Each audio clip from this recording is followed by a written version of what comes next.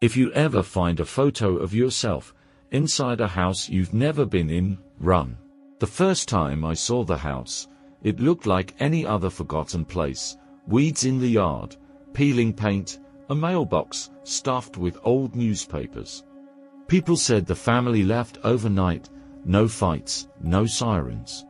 Just a note on the front door, temporarily unoccupied. Curiosity sat in me like a small stone I couldn't ignore.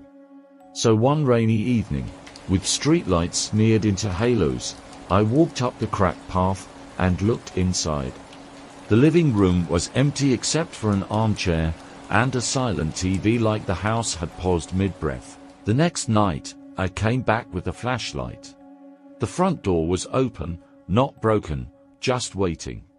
I should have left, but curiosity pushed me in. It smelled like rain and old oranges. 6 plates sat on the kitchen table, each with crumbs, as if dinner had just ended. On the counter, a single ceramic spoon lay on a dish towel, its bowl rimmed with dried coffee. A clock ticked on the wall, but its hands were still. I called hello. The echo came back thin, nervous. The only reply was the house settling.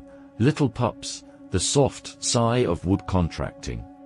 I told myself 1,000 times that this was harmless.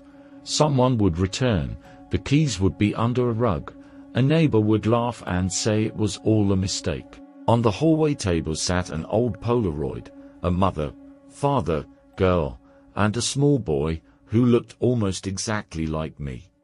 On the back, it had a date written in uneven ink, yesterday. My hands trembled as I put it down. The house had a rule. Every door you closed would open again when you turned away. I tested it. I closed the pantry, and when I looked away, I saw that it was standing open. I laughed nervously. Old houses do that. Old hinges, I thought, old ghosts of wind. Then I closed the bathroom door, and in the mirror, I saw that my reflection was a step behind. When I raised my hand, it hesitated before following.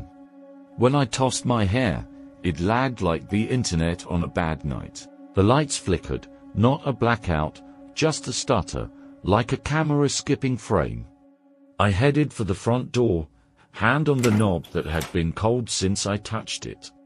The porch light, dark when I came in, was now on. As I stepped out, I heard a wet, small sound, like someone opening their mouth too wide. When I looked back, the TV glowed with static.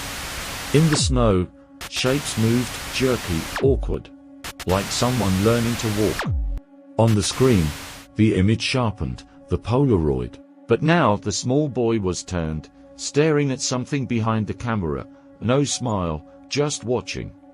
I counted my steps to the car. 1, 2, 3, the house answered with soft thuds upstairs. At 4, a whisper slid through the hole. Don't forget the door. I didn't understand what the voice meant until I reached the car and realized that the front door, which I'd left open, was now closed. The porch light went off, the rain fell heavily. I laughed because laughter makes fear smaller. For 3 nights, I avoided the house, but the same Polaroid would appear on my kitchen table, always dated the day before. In each photo, the boy moved closer to the camera. His smile faded, his eyes dulled. In the 5th photo, he looked straight at me. The words on the back read, "We forgot, but maybe you can remember." That night I dreamed of doors always that opened into mirrors and closed with soft, final sounds. I woke with the taste of rain in my mouth and one memory, a latch unhooking, slowly, somewhere in the house. I drove there. The front door was open, waiting. I thought about every door I'd ever closed without thinking how forgetting can unravel everything. I walked up, pushed the door, and it shut behind me with a gentle, satisfied click. The house listened.